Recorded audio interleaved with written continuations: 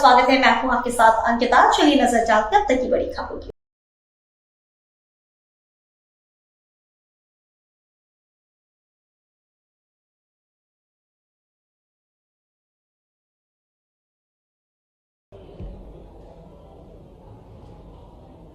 नर्मदा मैया के किनारे संस्कारधारी जबलपुर में आज की इस महत्वपूर्ण इंडस्ट्रियल कॉन्क्लेव में जिस प्रकार का रिस्पांस मिला है, मुझे अत्यंत प्रसन्नता है कि जबलपुर के अंदर हमारी आशा से ज़्यादा अनुकूलता निवेशकों ने दिखाई है। और बड़े पैमाने पर सभी सेक्टर में जो हमने सामने प्रस्तुत किया है, हर सेक्टर में उत्साह उमंग के साथ लोगों ने निवेश के लिए सुझाव तो सुने ही सुने, उनकी तरफ से इंटरेस्ट दिखाया है। लगभग मैं आज ही इस कॉन्क्लेव के माध्यम से बताना चाहूँगा कि हमारे अपने अभी तक की हमारी जो सबमिट हुई है उसका रिकॉर्ड यहाँ टूटा है। खास करके जबलपुर के इस कॉन्क्लेव में 265 औद्योगिक इकाइयों को 340 एकड़ भूमि के आवंटन के आशय पत्र दिए गए हैं।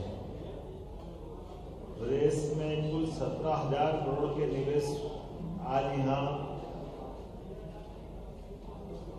उसके प्रस्ताव एक तरह से फाइनल भी हो गए, हमको प्राप्त हुए हैं। प्रदेश की 67 औद्योगिक इकाइयों के लोकार्पण भूमि पूजन के साथ ये इसी का एक हिस्सा था कि हमने जहाँ कॉन्क्लेव करेंगे रीजनल, वहीं पर जो इंडस्ट्रियल बेल्ट डिमांड को धरातल पर लोकार्पण या भूमि पूजन होना चाहिए। मुझे इस बात की प्रसन्नता है कि लगभग 67 इकाइयों के माध्यम से ये हमारे प्रदेश भर में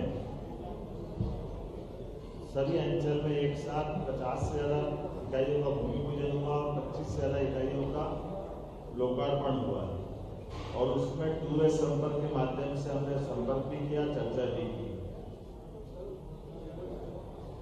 जिसमें 4 इकाइयों में अकेले 4,500 लोगों को ये इकाइयाँ रोजगार देगी। और जो आज जिनका भूमि पूजन लोकार्पण हुआ उनमें लगभग 1,530 करोड़ रुपए का निवेश उनमें आज हुआ है। मुझे इस बात की प्रसन्नता है कि आज जो यहाँ हमारी अपनी इस कॉन्क्लेव में जो शामिल हुए उसमें रक्षा उपकरण निर्माण से जुड़ा हुआ बड़ा एक नया हमारा डेवलपमेंट हुआ है, जिनके बीच में अशोक लीलैंड और आर्म्स व्हीकल निगम लिमिटेड के माध्यम से 600 करोड़ रुपए का आपसी करार किया गया। ये जबलपुर के लिए बड़ी उल्लेखनीय बात है कि भविष्य में यहाँ टैंक का निवेश प्रारंभ होगा, टैंक के निर्माण। अभी तक तो गन के नाते से जानते थे, गन फैक्ट्री थी, लेकिन अब यहाँ टैंक भी बने जाएंगे। इसी के साथ साथ स्टार्टअप में काफ़ी लोगों ने रुचि ली है। मध्य प्रदेश सरकार द्वारा इंडिया सीड फंड के माध्यम से आज 12 स्टार्टअप को अलग से राशि लगभग 1 करोड़ की दी गई है। 6 देशों ने अलग अलग ढंग से इस पूरे आज की समिट में भाग लिया। Taiwan, Malaysia, UK, Fiji, Costa Rica और इंडोनेशिया। 15 राज्यों के निवेशक अलग अलग राज्यों से 15 राज्यों से निवेशक आए थे, जिसमें खासकर डिफेंस, खनिज, कृषि, खाद्य प्रसंस्करण, डेयरी विकास, वस्त्र एवं परिधान एवं पर्यटन से संबंधित अलग अलग प्रकार के सेक्टोरल सेशन भी हुए, जिसमें उद्योगपतियों और अधिकारियों के साथ सीधा संवाद हुआ और उनको निवेश के प्रस्ताव लेने देने में मददगार हुआ। लगभग 4,000 से अलग प्रतिभागियों ने इसमें पूरे आयोजन में भाग लिया है। उद्योगपति और आयोजकों के साथ हमारे प्रदेशवासियों को इस सफल आयोजन के लिए और खास करके ये जो हमने कल्पना दी है, ये सभी को अच्छा भी लगा। मुझे मंच पे ही लोग बता रहे थे 90% से ज़्यादा लोग जो देश भर से आए थे वो जबलपुर पहली बार आए और आने के बाद उनने इस स्थान की खूबसूरती, आसपास के रमणीक स्थान, पर्यटन के केंद्र सबकी जानकारी मिली और दोबारा परिवार सहित आने की इच्छा व्यक्त की। यह हमारे पर्यटन को बढ़ावा देने की दृष्टि से भी और हमारी संस्कार रहने की जो हमारी रखने के पीछे कल्पना थी कि देश के अंदर हमारी संगमरमर की अद्वितीय पहचान वाली नगरी को और इससे पहचान मिले, ये बड़ी बात हुई है। एक सरकार के लेवल पे भी इसने कुछ निर्णय लिए, वो भी मैं आपको बताना चाहूँगा। टेक्सटाइल एंड गारमेंट्स का एक यहाँ स्किल डेवलपमेंट का सेंटर की घोषणा हमने की है, जिसमें बड़े पैमाने पर लोगों को पहले ट्रेनिंग मिलेगी और फिर उससे रोजगार का एक केंद्र बनेगा।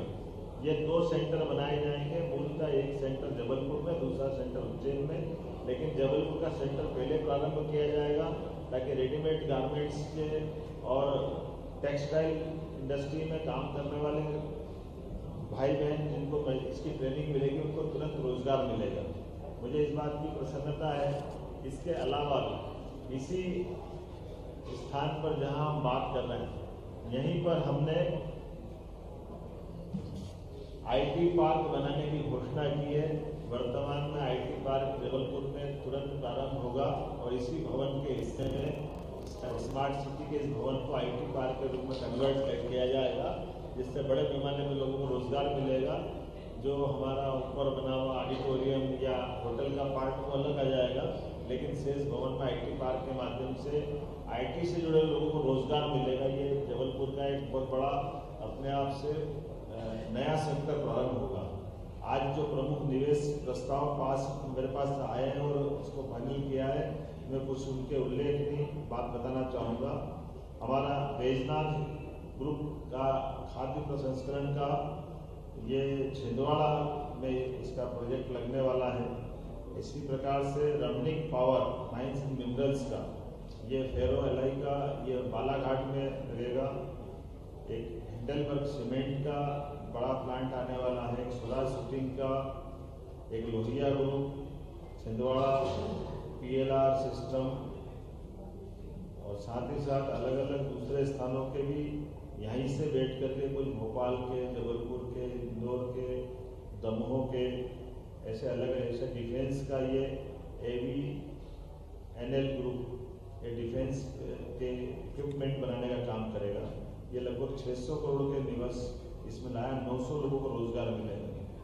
अलग अलग सेक्टर के सब मिलाकर के 13,000 से ज़्यादा लोगों को रोजगार के लिए अवसर मिलेंगे। इसमें SRF फार्मास्यूटिकल्स कंपनी द्वारा 2,500 करोड़ का निवेश किया जाएगा, जिसमें 1,000 लोगों को रोजगार मिलेगा।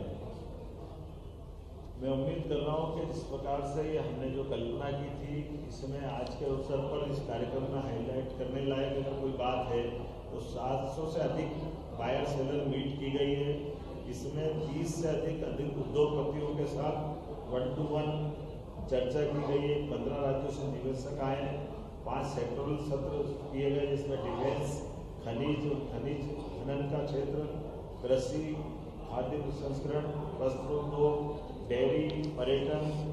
इसी के साथ साथ गोलमेज 3 राउंड टेबल की चर्चा हुई है, जिसमें रक्षा क्षेत्र में निवेश के अलग अवसरों पे आगे जाकर के ये भी प्लान कर रहे हैं कि केवल रक्षा के मामले में हमारे एक अलग से समिट की जाए, जिसमें रक्षा क्षेत्र से जुड़े हुए शासकीय और अशासकीय दोनों सेक्टर के लोगों के साथ में जोड़ करके और नए स्टार्टअप वाले बच्चों के साथ भी जुड़ करके इसमें एक बड़ी संभावना पे काम किया जाएगा।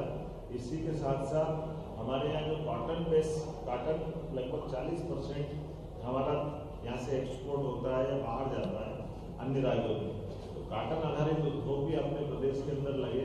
ऐसे अलग अलग सेक्टर पे कुल मिलाकर के खुल करके चर्चा करने का बड़ा लाभ मिला है और निवेशकों ने जिस ढंग से उत्साह और उमंग दिखाया, मुझे इस बात की प्रसन्नता है कि ये जो हमने रीजनल समिट करने का जो निर्णय किया था, उसके निर्णय के प्रति भी लोगों को बहुत आनंद आया। आमतौर पर बड़े बड़े शहरों में लगने से और एक ही जगह बात करने से उतना माहौल उत्साह का नहीं बनता, लेकिन समूचे प्रदेश को रेखांकित करते हुए जो बात कर रहे हैं। लेकिन एक आपकी जानकारी भी बताना चाहूँगा कि ये रीजनल समिट जो जैसे जबलपुर में हो गई, तो जबलपुर के निवेश के प्रस्ताव बंद नहीं हुए, ये लगातार जारी रहे। यहाँ पर भी स्थानीय स्तर पे जो लोग रोजगार के लिए इंडस्ट्री डालना चाहते हैं, अलग सेक्टर में काम करना चाहते हैं, उन सब के लिए भी हमारी यहाँ के अधिकारियों से लगातार संवाद करते हुए अब आने वाले समय में जैसे ये समिट सागर, ग्वालियर, रीवा में होने वाली है, बाद में भोपाल में होगी, तो यहाँ उस समिट में चलते चलते भी यहाँ के लगातार प्रस्ताव जो मिलते रहेंगे उसमें भी काम करेंगे।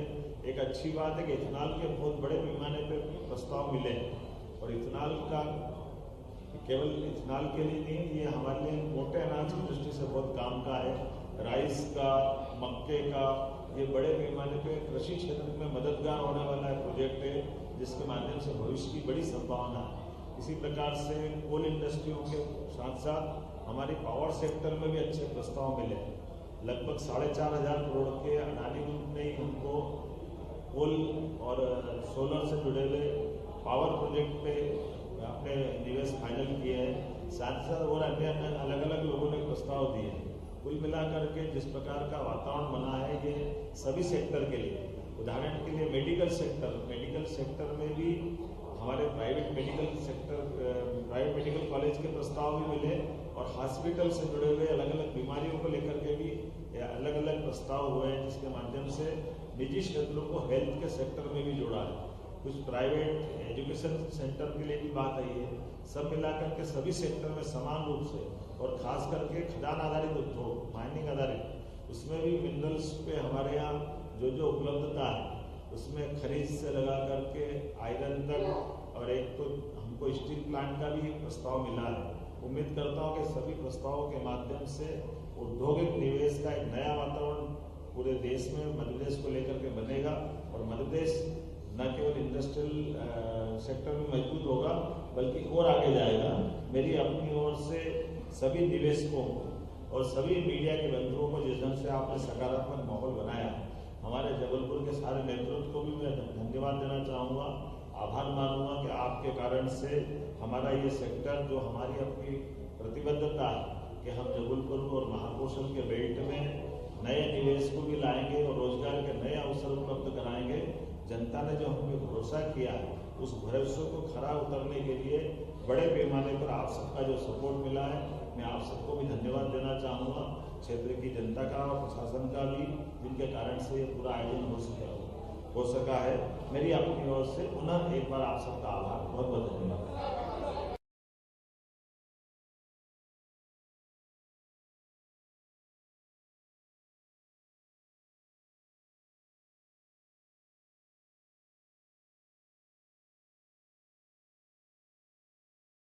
क्या है, अशोक लीलैंड ने यहाँ के डिफेंस वालों के साथ एमओयू किया है, तो स्टेट गवर्नमेंट उसमें मददगार है। ये भारत सरकार के जो आपस के करार हैं उसमें, और लेकिन एक अच्छी बात ये भी है कि भविष्य में डिफेंस के सेक्टर में अलग अलग प्रकार के उनके रक्षा के संसाधन या जो उनकी ज़रूरत है वो वेपन्स भी बनेंगे, लेकिन उसकी जुड़ी हुई बाकी लैंड है जहाँ उसका वो परीक्षण करना चाहते हैं, तो ऐसे लोगों को बुला करके उससे जुड़े हुए सारे पक्षों पर समान रूप से मध्य सरकार अपना प्लेटफॉर्म उपलब्ध कराने को तैयार होगी। उसमें उससे जुड़े सेक्टर के लोगों के काम होगी। ऐसे और भी अलग अलग सेक्टर पे हम प्रत्येक रूप से जो रोजगार परक भी होंगे और डेवलपमेंट आधारित भी होंगे, दोनों पे काम करेंगे।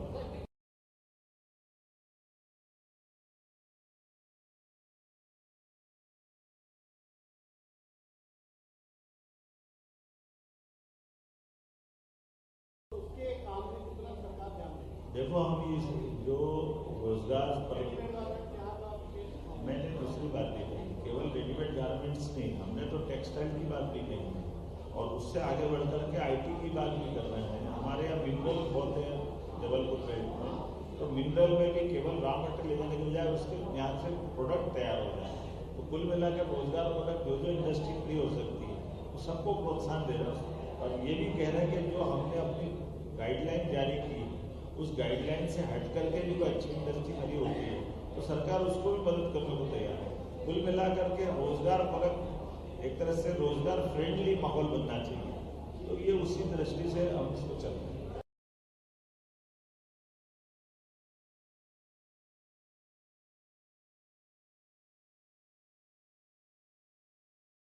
देखिए, समान रूप से हम न केवल ये रिलीजियस टूरिज्म पे बात कर रहे हैं, बल्कि जो आपके आसपास का फॉरेस्ट का एरिया है या हमारे हेरिटेज के आसपास के स्थान है, सभी को जोड़ करके टूरिज्म के सभी सेक्टर में समान रूप से मदद करें। अब मुझे लगता है कि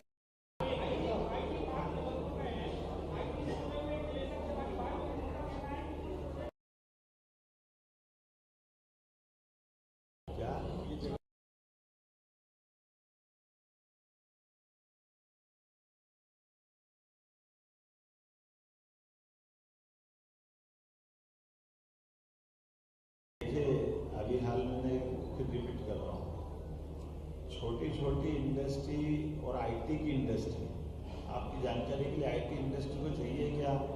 आईटी इंडस्ट्री को जगह चाहिए जहां वो अपने आईटी के बच्चों को बिठा करके वो अपना काम करा ले। इसीलिए हमने कहा कि आईटी पार्क हम यही बना देते तो 10 इंडस्ट्री इसमें भी काम करना चाहिए तो आईटी पार्क में उनको जगह दे देंगे। यही तो तरीका है कि उसमें 500 लोग 1000 लोगों को रोजगार मिलेगा। हर एक वो चीज जिसके माध्यम से रोजगार मिल सकता है वो अम्ब्रेला सरकार उपलब्ध कराने को तैयार है। बहुत धन्यवाद।